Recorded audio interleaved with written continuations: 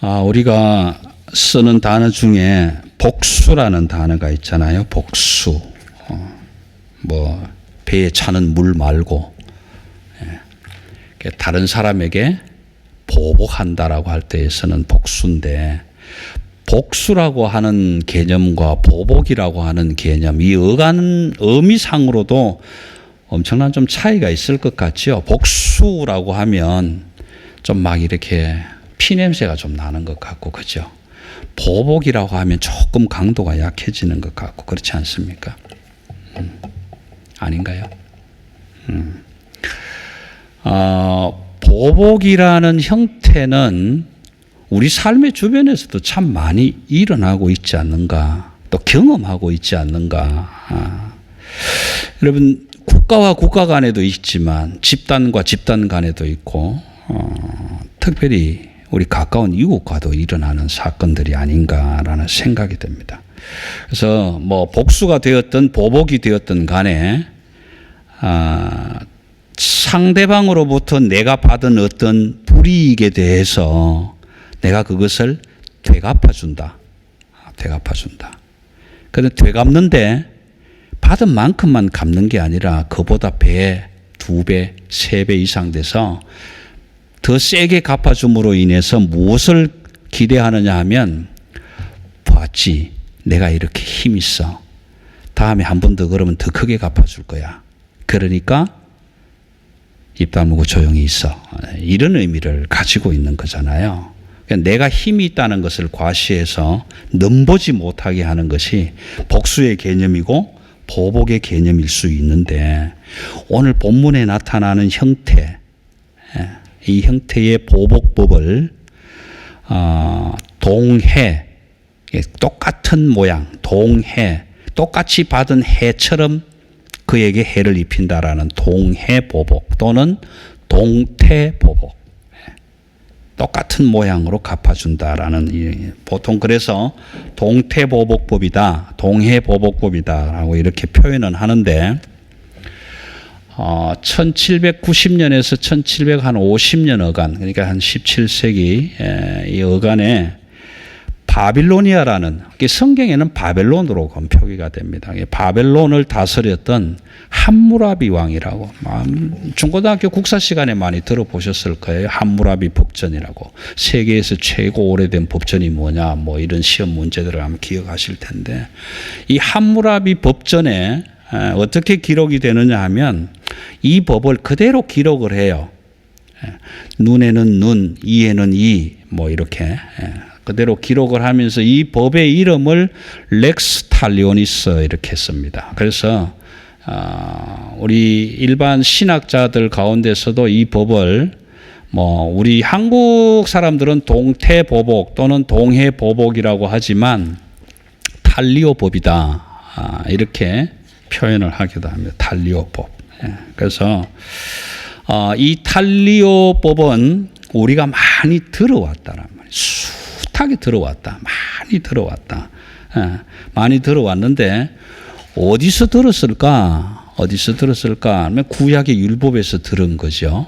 구약의 율법에서. 그래서 이 시간에 우리 한 3곳 정도만 좀 한번 찾아서 확인해 보겠습니다. 출애굽기 21장 23절에서 25절.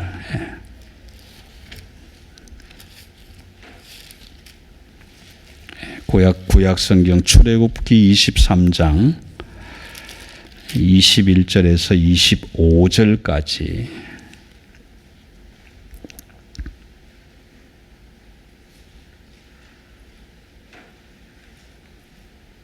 죄송합니다. 출애굽기 21장. 출애굽기 21장 23절에서 25절까지.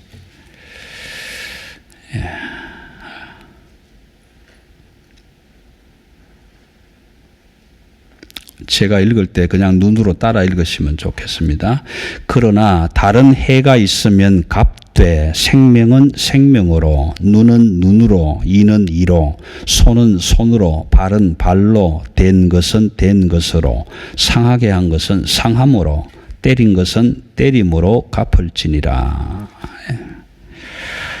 그 다음에 레위기 24장 19절 20절.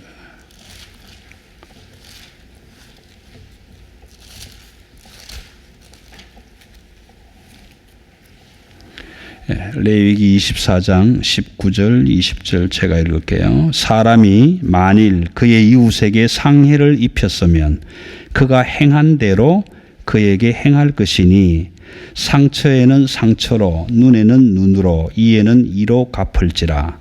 남에게 상해를 입힌 그대로 그에게 그렇게 할 것이며. 하나 더 찾겠습니다. 신명기 19장 21절.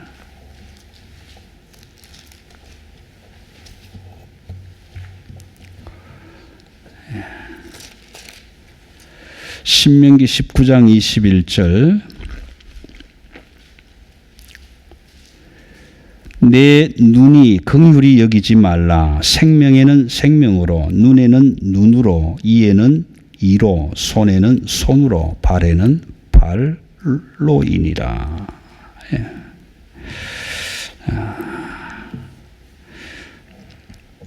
자, 여러분 좀 묻고 싶어요. 오늘 38절에서 그렇게 이 구약의 법을 그대로 인용을 합니다. 인용을 하면서 이렇게 하라는 것을 너희가 들었으나 나는 너희에게 이르노니, 이렇게 지금 구분을 짓고 있는데요. 말씀 나누기 전에 우리 이렇게 하라면 할 수 있을까? 어떤 사람이 내 눈을 하나 때려갖고 눈이 뭐 망가졌다. 그러면 그 때린 사람한테 가서 나도 그 눈을 망가뜨릴 수 있을까라는 거죠. 예. 여러분, 그 사람의 성품으로 그게 가능해질까요?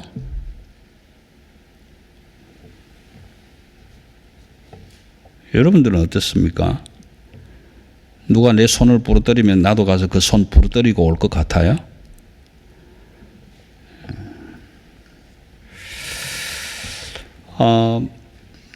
사실 사우디아라비아나 중동 쪽에는 지금도 이 동태보복법이 시행되고 있습니다. 사실상 시행이 되고 있기는 한데 정말 이게 쉽지 않잖아요. 그런데 구약의 율법, 모세의 율법은 이걸 이렇게 하라고 한단 말이에요. 법을. 누가 너에게 눈을 다치게 했느냐? 그러면 꼭 그대로 갚아주라, 이렇게 하잖아요. 갚으라고 하는 거예요. 갚으라고 하는데 우리는 아무리 읽어봐도 이게 안 되는 거예요. 사실은 잘 안 되는 거예요. 근데 먼저 좀 이거 말씀을 드리고 싶은 것은 이 동태보복법, 탈리오법이라는 이 법은 구약에서는 그렇게 갚아주라고 하지만 사실은 이 법이 보복을 하도록 하기 위해서 한 법은 아니에요. 왜 제가 이 말씀을 드리냐면 이 법은 법정에서 시위가 일어났을 때에 원고와 피고가 재판관 앞에 서서 존경하는 재판장님, 저놈이 내 눈을 뺐습니다. 어떻게 할까요? 그랬을 때 재판관은 그 심리를 해서 그래? 아무런 연고가 없이 저놈이 내 눈을 뺐냐? 예, 그렇습니다. 그럼 너도 저놈 눈을 빼라. 이게 재판장이 내릴 수 있는 판결이에요. 판결인데 이 의미 속에 원수를 갚고 보복을 하라, 복수를 해라라는 의미가 아니라 그 한계의 범위를 넘어가지 말라는 거예요. 이 보복법은 사실은 모든 사람들을 위해서 너무 자기의 어떤 그 분에 넘치거나 또는 생각 밖으로 그렇게 보복하지 말아라 하는 거예요. 이건 사실은 사랑의 법이지 악한 법은 아니거든요.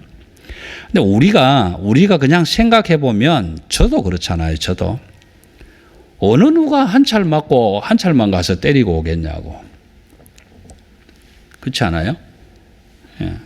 뭐 아들이 앉아 있지만 아들이 어릴 때 자동차 가지고 놀다가 울면서 올라온 거예요.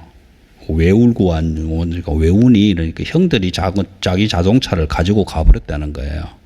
그래서 제가 이제 토요일 날 서울에서 공부하다가 내려와 가지고 그래 어떤 놈들인데? 그러니까 형들이 밑에 있다는 게 가자. 문을 열고 나오기 전에 나오면서 그래서 이제 예찬이 손을 잡고 나오면서 이놈의 새끼들 잡히기만 하면 전부 감옥에 쳐넣든지 모가지를 내가 비틀어 버릴 거다 이제 이러고 나왔는데 저희 장모님이 전도사가 잘한다 이제 이러시더란 말이에요. 그게 다 똑같잖아 우리 심성이 한번 생각해 보세요. 내 동생이 밖에 나가서 얻어맞고 들어왔어요. 그러니까 울고 들어옵니다. 그러면 먼저 누가 나갈 것 같아요? 오빠가 나가. 그치, 오빠니까. 오빠니까 나가죠. 형이 나갔네. 형이나 오빠가 나갈 거란 말이에요. 나가서 뭐라고 할 거예요? 누가 때렸어? 나가가지고 그냥 그러면 또 가가지고 야, 이 새끼 너 왜 때렸어? 그러고 이제 한 차를 쥐받고 올 거란 말이에요. 그러면 그쪽 집에서 누가 나올 것 같아요? 아버지, 엄마가 나오잖아. 아버지, 엄마가.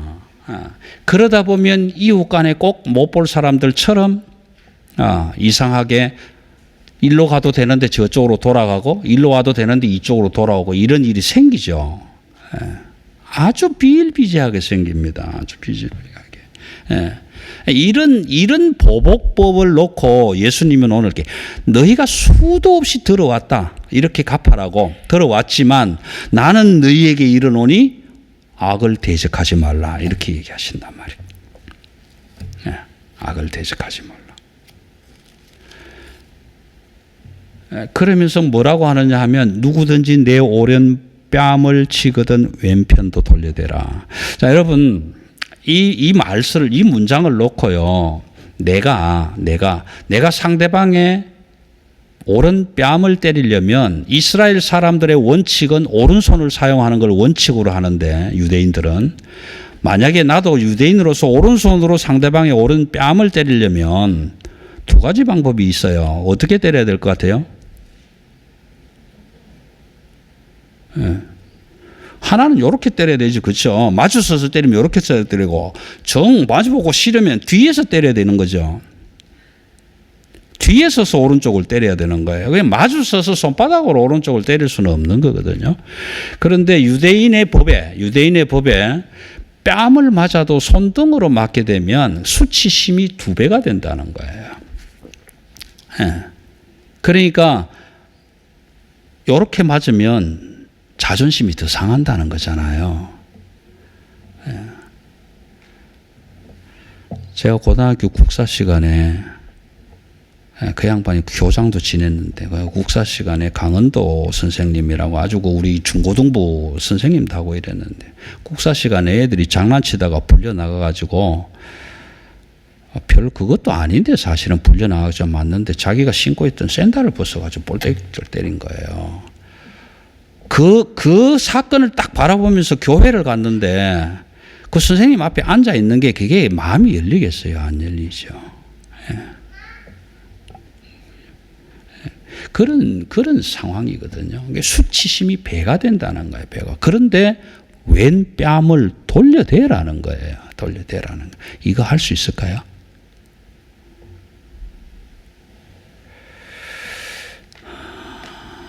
저는 안 될 것 같아요. 40절도 한번 볼게요. 40절. 너를 고발하여 속옷을 가지고자 하는 자에게 겉옷까지도 가지게 하며. 여러분 우리 번역이 한글로 돼서 그런데 이거 잘못 해석하시는 분들 참 많아요. 속옷은 팬티 난닝구 이게 아닙니다.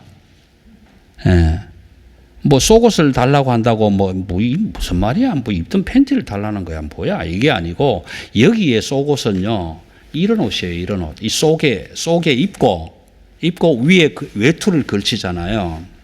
우리 여자분들 보면 다 정장을 하고 날이 추우면 위에 외투 이렇게 걸치죠. 그랬을 때 겉에 입는 옷이 속옷이에요. 속옷이고 뒤에 나오는 겉옷은 뭐냐 하면 그 위에 걸치는 외투예요. 외투. 그래서 유대인들은 옷을 이렇게 정장을 다 입고 그 다음에 외투를 하나 걸칩니다. 걸치는데 밤이 되면 온도가 많이 떨어지니까 그 위에 걸친 외투를 가지고 이불을 삼기도 한다라는 거예요.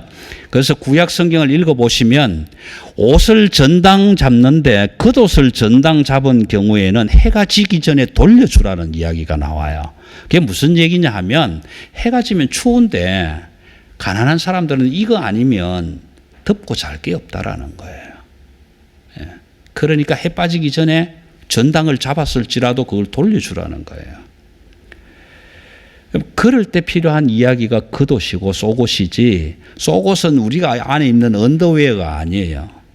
그냥 밖에 입을 수 있는 옷입니다. 근데 이 옷을 달라고 하면 이것도 벗어주라는 거예요. 우리 그럴 수 있을까요? 어느 날 아주 멋있는 정장하고 밍크 코트 탁 걸치고 갔는데 그 옷 좀 주시죠. 그럼 밍크 하나 여기 있다. 이것도 가져가라. 그러고 벗어줄 수 있겠냐 말이에요. 이 쉽지 않은 일이에요. 쉽지 않은 일이. 그럼 41절도 한번 볼게요. 또 누구든지 너로 억지로 오리를 가게 하거든 그 사람과 심리를 동행하고, 여기 사실 번역으로는 심리되어 있지만은 앞에 오리라는 게 나왔기 때문에 뒤에는 듀오 이렇게 배로 가주라, 이렇게 듀오 더블로 해주라 이런 표현인데 심리라고 번역을 했습니다. 번역을 했는데 여기에 앞에 나오는 억지로라는 거예요. 억지로 안 가고 싶은데 가라는 거잖아요.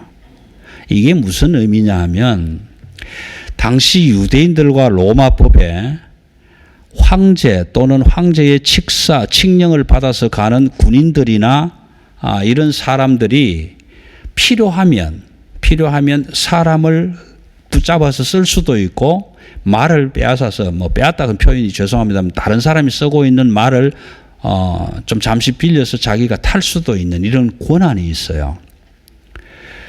이 앙가류오라는 헬라어를 쓰는데 우리 그 역사 기록물 사극에도 보시면 이런 장면들 가끔씩 나올 거예요.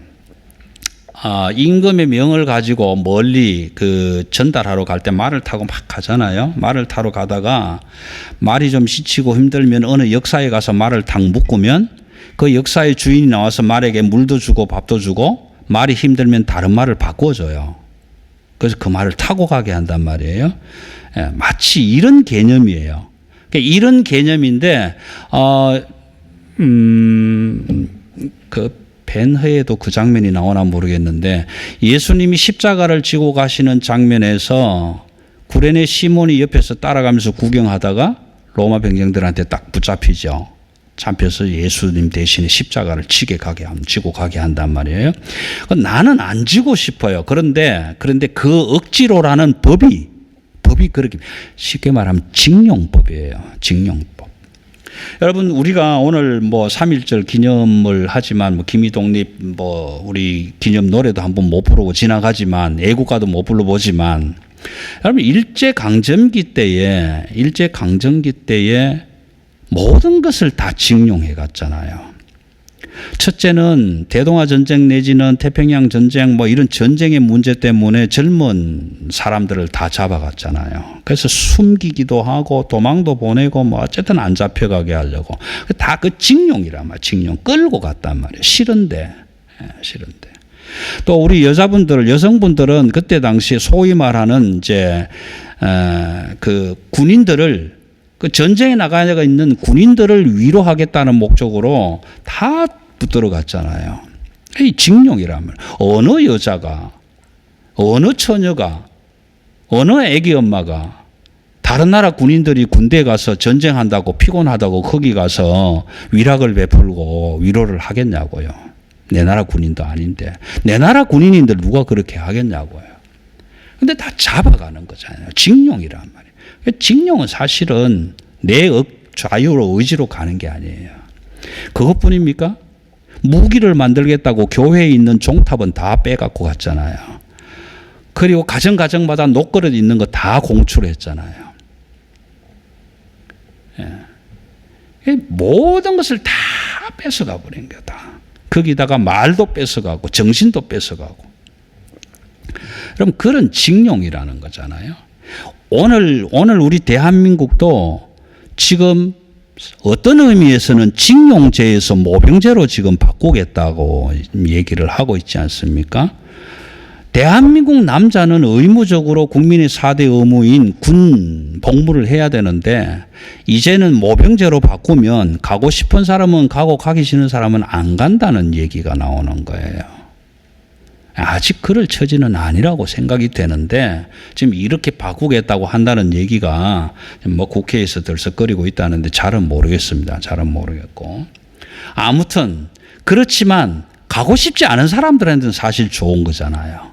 안 가도 되니까 대신에 호주처럼 세금을 많이 내든지 아니면 뭐 군복무를 하고 오면 세금의 면제 혜택을 주든지 그만한 뒷받침이 돼야 될 텐데 어떨지는 모르겠습니다만은 어쨌든 그 대열 속에 함께 들어왔다가 아마 로마 군인들이 봤을 때 색다르게 보였지 않겠어요? 아프리카에서 왔으니까. 다 하얀데 다 노란데 저놈은 새카맣네. 그러니까 잡았을 수도 있는 거잖아요. 지금 같으면 뭐 인종차별법으로 금지법으로 뭐 고소도 하고 뭐 그러겠지만 그럴 때는 로마의 법이었으니까 그런 거란 말이에요. 그런데 만약에 그 억지법이 나에게 적용되어서 오늘 뭐 예를 들어서 목사님이 최린 집사님 오늘 나하고 어디 가야 되는데 밤 10시까지 좀 같이 갑시다. 그러면 아씨 가기 싫은데. 근데 가기 싫은 데가 아니라 이렇게 딱 징용이 되면 안 갈 수가 없는 상황이란 말이에요. 이런 상황에 있을 때 우리가 과연 할 수 있을까? 목사가 북한을 좀 도웁시다. 가령 예를 들어서 여러분들 다음 주에 전부 10만 원씩 헌금을 좀 해주세요. 돕게. 그러면 해야지. 해야지. 그게 아니라 난 싫은데 쌀값도 없는데 목사님은 별소리를 다 하네. 뭐 10만 원씩이나 내라고 그래. 막 이럴 수 있는 거잖아요. 그런데 징용이라는 문제는 부과한단 말이에요. 부과. 마치 세금 내라고 하듯이. 그런데 그 억지로 만약에 억지로 저와 여러분에게 만약 하나님이 억지로 저와 여러분에게 뭘 하라고 한다면 하겠습니까? 안 하죠. 그럼 42절 볼게요. 네게 구하는 자에게 주며 내게 꾸고자 하는 자에게 거절하지 말라. 이거 우리 할 수 있겠냐고요. 맨날 집에 와가지고 목사님 이것 좀 주세요. 그러면 줘야 되고 목사님 저것도 좀 주세요. 그럼 줘야 되고 이게 쉽지 않은 일이단 말이에요. 쉽지 않은 일이다. 쉽지 않은 일은 그 밑에 또 나와요. 원수를 미워하라 하였다는 것을 너희가 들었으나 나는 너희에게 이르노니 원수를 사랑하며 너희를 박해하는 자를 위해 기도하라. 이거 우리 할 수 있겠냐고요.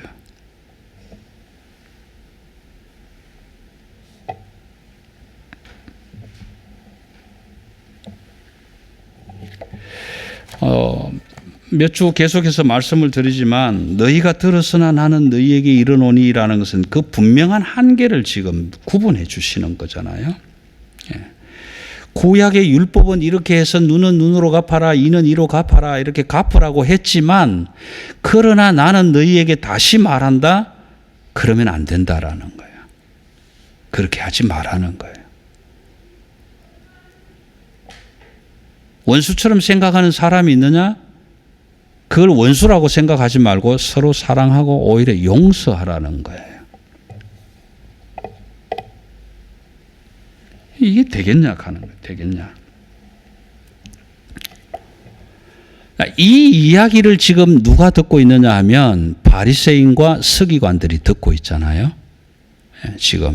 지금 이 이야기를 누가 듣고 있냐 하면 바리새인과 서기관들이 듣고 있는데 바리새인과 서기관들은 법의 대가들이란 말이에요. 법통들이란 말이에요.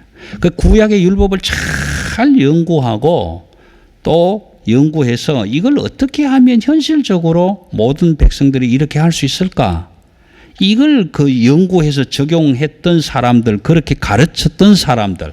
그러니까 바리새인과 서기관들도 뭐라고 하느냐 하면 눈은 눈으로 갚아야지, 이는 이로 갚아야지. 그렇게 가르쳤던 법학자들 앞에서 예수님이 지금 뭐라고 하느냐 하면 너희가 그렇게 많이 들었지만 나는 다시 이르노니 그렇게 하지 마라. 이렇게 한단 말이에요. 그러면 여러분 서기관과 바리새인들 뿐만 아니라 오늘 이 말씀을 통해서 듣고 있는 우리하고도 계산법이 틀리는 거예요. 셈법이 다르단 말이에요. 셈법이. 내가 예를 들어서 1,000원이라는 그 돈의 가치를 지불했을 때에 거기에 해당하는 걸맞는 물품이 나에게로 돌아와야 되는데 그렇지 않은 경우가 있잖아요. 그래서 지금 우리가 늘 하는 이야기는 물가가 비싸다 이런 얘기를 하잖아요. 1,000원을 줬는데 옛날에는 붕어빵을 3개를 줬는데 지금은 하나밖에 안 준다.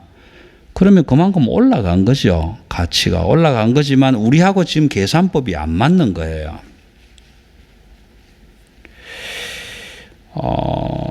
저는 그런 경험을 한 적이 있는데 혹시 모르겠습니다. 제가 어릴 때 참외가 먹고 싶고 수박이 먹고 싶을 때가 있으면 어머니가 보리쌀 또는 쌀을 요만큼씩 요래 봉지에 담아줘요.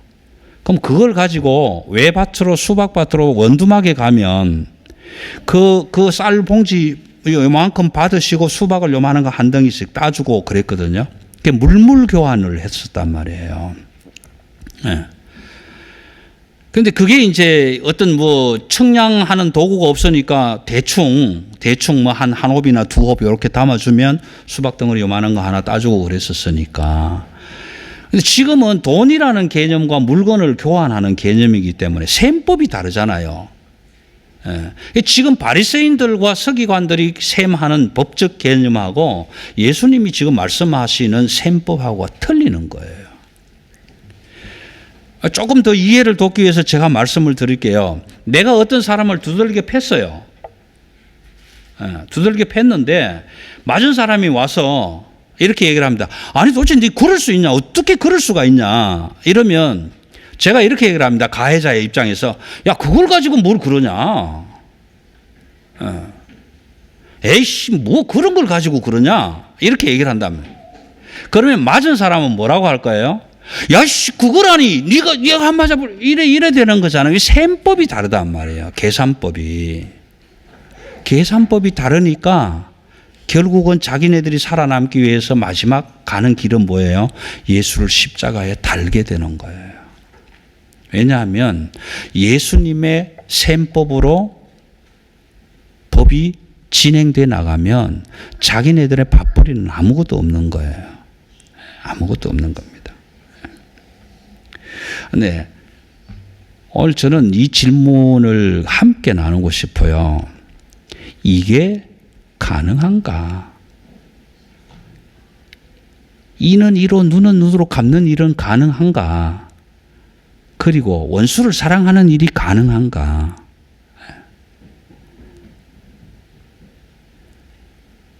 제가 지난 한 주간에 그래도 좀 이렇게 인정받고 명성이 있고 좀 그래도 정통을 지켜나가는 한 10개 교회 정도를 좀 서치를 한번 해봤어요. 도대체 이 본문을 어떻게 설교를 하는가 싶어서. 그러니까 제가 이제 참 겸손한 마음으로 앉아서 그 목사님들의 설교를 듣는데 늘 생각이 무슨 생각이 나냐면 이게 도대체 뭐야? 이걸 계속적으로 설명을 해 나가는 것이 나에게는 변명으로만 들리는 거예요. 변명으로만. 원수를 용서해. 어떻게? 안 되는 걸. 목사님 설교 그래도 예수님이 하라고 했잖아. 어떻게 하라고? 그 설교를 이렇게 들으면서 계속 오는 마음은 그런 거예요. 아니 나도 이해가 안 되는 이 이야기를 내가 다음 주일에 이걸 어떻게 설교를 해야 되지? 이 생각이 너무 많이 들어오는 거예요. 그래서 본문을 6장, 5장 마지막까지 다 그냥 엎쳐버린 거예요. 중간에 이거 다음 주일 이거 하고 다음 주일 또 원수를 이거 나눠갖고 내가 할 말이 없겠네. 도저히 설교가 안 되겠다. 그래서 다 엎쳐버렸어요. 사실은. 그리고 이제 다음 주부터 6장으로 넘어가려고. 자, 여러분 제가 이해가 안 되는데 여러분들한테 원수를 사랑하세요. 뭐 박해반자를 위해서 기도하세요. 그런다고 되겠습니까?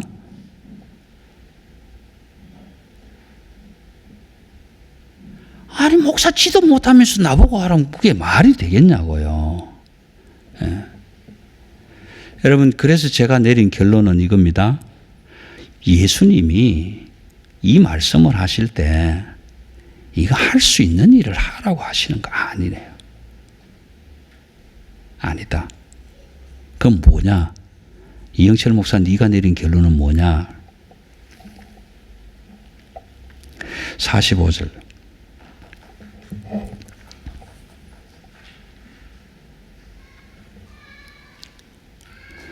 이 앞에 한 구절이 너무 중요한 거야. 이같이 한즉 하늘에 계신 너희 아버지의 아들이 되리니. 여기까지요. 안 되는 거예요. 자, 여러분, 하나 더 질문을 할게요. 하나님이 교회를 통해서, 교회는 이 건물적인 교회도 있지만 저와 여러분이 교회인데, 하나님을 믿고 살아가는 많은 그리스도인들, 성도들을 통해서 너희 원수를 사랑하라, 용서해라, 겉옷을 달라면 속옷도 줘라, 오리 가자면 심리도 가라, 이렇게 말씀하셨을 때 그 일이 잘 되어 있었다면 왜 여지껏 하나님의 나라가 조금이라도 만들어진 것이 안 보이냐고.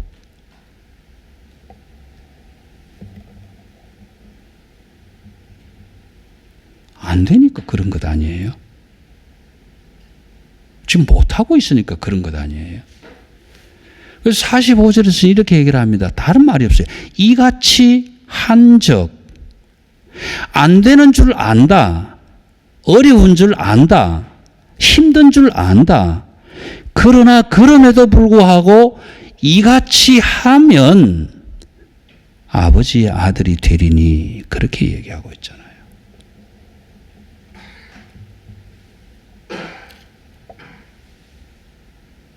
여러분, 여기서 이같이 한적은 앞에 나오는 모든 내용들을 다 통칭해서 이같이 한적인데, 이같이 한적 하는 이것을 어떻게 설명을 하느냐 하면 이렇게 얘기를 합니다. 하나님은 의로운 자에게도 의롭지 못한 자에게도 햇빛을 내리시고 비를 내리신다.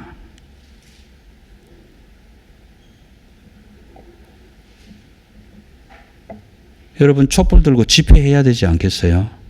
광화문에 가서. 아니, 하나님, 이게 말이 됩니까 지금?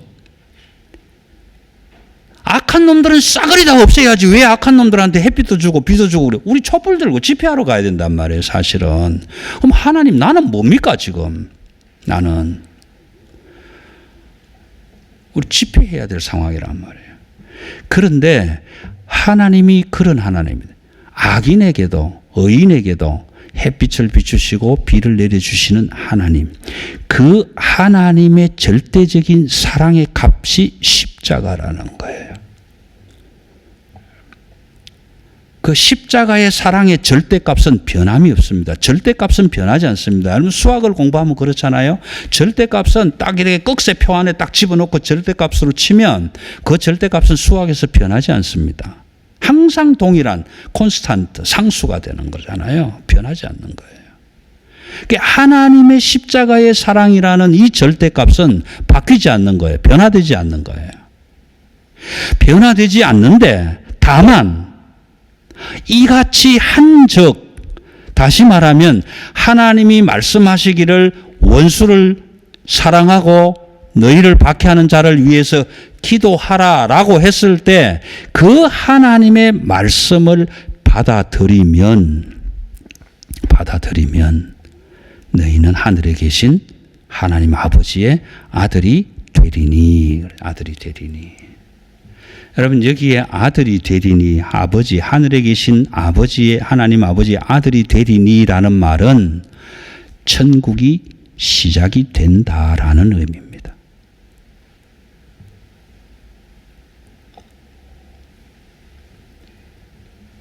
그래서 46절, 47절에서는 그러잖아요. 너희끼리 사랑하는 자한테 가서 무난하면 무슨 의미가 있느냐라는 거예요. 무슨 의미가 있느냐. 원수처럼 여기는 이웃에게도 사랑한다고 말할 수 있어야 되지 않겠느냐라는 거예요. 그런데 이걸 우리는 지금 못하고 있다는 거예요.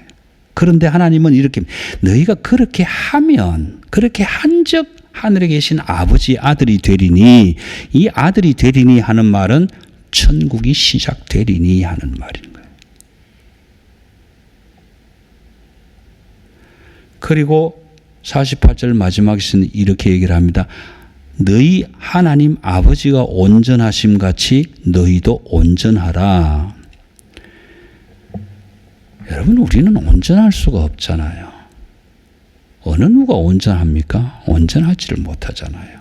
그러니까 하나님 아버지가 온전한 것처럼 온전하라라고 말씀하시는 이유는 어렵지만 힘들지만 실행하기 어려운 법이지만 너희가 그 법을 한번 따라 보겠다고 마음에 결단하고 그 말씀을 받아들이면 그 순간부터 하나님의 나라가 시작이 된다라는 의미죠. 그 하나님의 나라가 시작이 된다는 것은 특별한 의미가 아닙니다. 저와 여러분이 내가 지금부터 하나님 아버지의 아들이 되겠습니다 라고 하는 그 순간부터 하나님의 나라가 시작이 되는 거예요.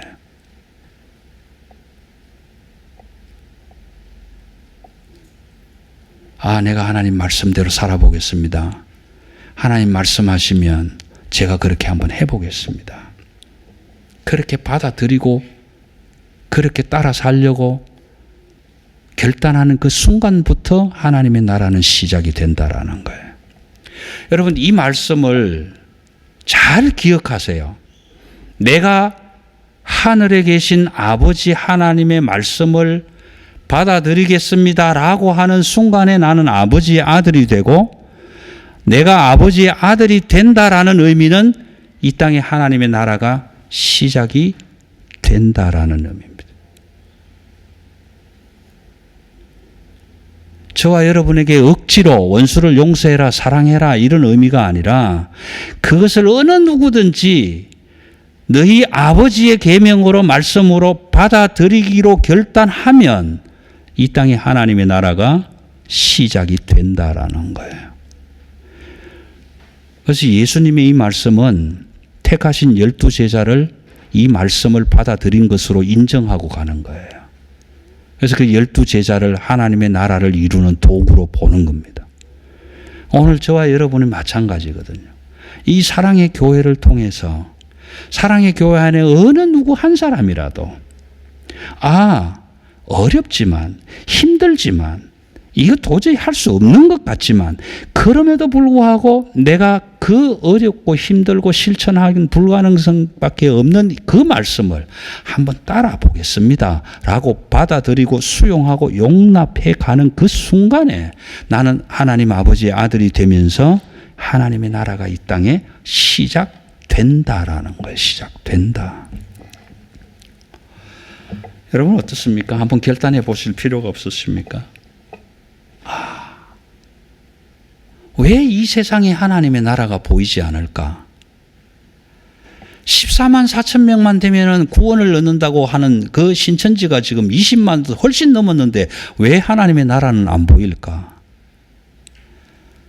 대한민국 영락교회에 6만이 모이고 명성교회에 10만이 넘고 세문안교회에 5만이 넘고 수도 없이 많은 성도들 교회들이 모이는데 왜 하나님의 나라는 안 보일까?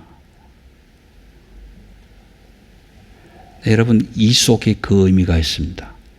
원수를 사랑할 수 없는 사람들이 살아가는 그 세상 속에 하나님의 나라가 보일 수는 없지요. 그러나 그럼에도 불구하고 보이지 않는 그 하나님의 나라가 보이는 이 땅 속에 시작되고 있다.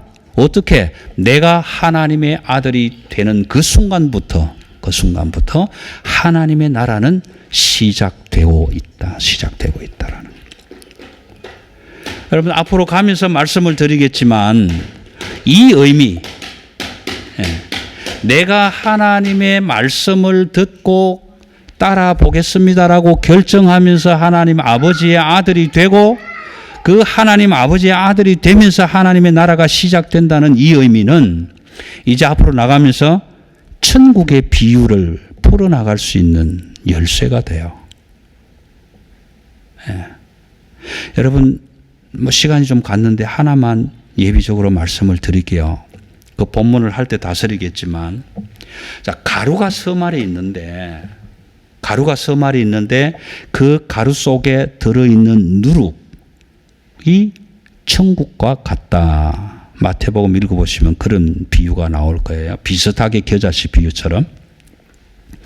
자, 여러분, 가루 서말 속에 누룩을 집어넣으면 누룩이 보입니까? 안 보이는 거예요. 가루 서말은 세상의 나라입니다. 그런데 그 가루 세말 속에 들어있는 요만한 누룩 하나는 하나님의 나라거든요. 그런데 그 가루가 누룩의 영향을 받아들이면서 어떻게 돼요? 누룩으로 바뀌어버리면 다 부풀어져 버린단 말이에요. 다 부풀어져 버리는 거예요. 그러면 원수를 용서하는 일, 원수를 사랑하는 일이 세상에 안 보여요. 안 보입니다. 우리가 나가도 안 보여져요. 그러나 그럼에도 불구하고 그렇게 살려고 결정하고 작정하고 하나님의 말씀을 따라서 순종하겠다는 사람들이 있는 한 그 속에 하나님의 나라는 시작되고 있다라고 말씀해 주시는 거예요. 여러분, 그래서 저와 여러분이 지금 누룩과 같은 삶을 살아가야 되는 거예요. 내가 용서하지 못하지만, 안 되겠지만 그래도 한번 해볼게요. 결단하고 세상 속으로 들어갈 때 하나님의 나라는 보이지 않지만 시작되고 있다. 겨자씨 같지만 큰 나무가 되어서 모든 새들이 다 깃들일 수 있는 나무로 자랄 수 있다라는. 여러분, 하나님의 나라는 저와 여러분들을 통해서 하나님의 말씀을 어렵고 힘들지만 순종해 보겠다고 결단하는 그 순간에 하나님 아버지의 아들이 될 뿐만 아니라 그 아버지의 아들이 되는 그 이유가 하나님의 나라의 시작이 된다는 사실을 여러분 이 말씀을 통해서 가슴에 다시 한번 새기시고 저와 여러분의 삶 속에서 이런 일이 조금씩 일어나지게 되는 역사가 있게 되기를 주님의 이름으로 축원합니다. 기도하겠습니다. 하나님, 우리가 생각할 때는 악인들은 다 죽여버렸으면 좋겠는데 하나님은 그렇게 하지 않습니다. 우리도 사랑하지만 그들도 사랑합니다.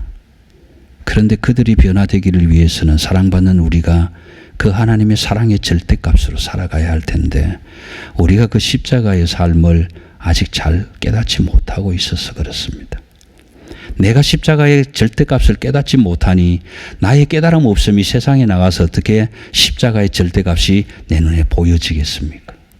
그러나 그럼에도 불구하고 결단하면 하나님의 나라가 내가 결단한 그 자리에서부터 시작된다고 하신 이 말씀을 가슴에 담고 오늘 우리 가정에서부터 우리 이웃을 향해서 또 지역사회를 향해서 내가 살아가는 이 삶의 터전을 향해서 어렵지만 힘들지만 불가능할 것 같지만 불가능을 가능케 하시는 하나님의 힘, 능력 의지하면서 결단하고 나가는 우리 모든 사랑의 가족 한 사람 한 사람 모두에게 하나님의 크신 은혜와 용기와 담력을 허락하여 주옵소서.